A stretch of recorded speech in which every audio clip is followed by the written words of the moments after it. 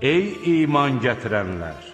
Allaha və elçisinə itayət edin, həm də özünüzdən olan rəhbərlərə şəriyyətə uyğun şəkildə itayət edin.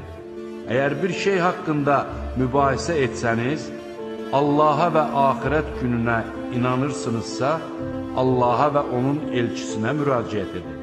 Bu sizin üçün daha xeyirli və nəticə etibarilə daha yaxşıdır. Sənə nazil edilənə və səndən əvvəl nazil edilənlərə iman gətirdiklərini iddia edənləri görmədinmi? Onlar mühakimə olunmaları üçün tağuta müraciət etmək istəyirlər. Halbuki onlara tağuta inanmamaq əmr olunmuşdur. Şeytan isə onları dərin bir azğınlığa salmaq istəyir. Onlara Allahın nazil etdiyinə və elçisinə tərəf gəlin deyildikdə, münafiqlərin səndən nifrətlə üz çevirdiklərini görürsən.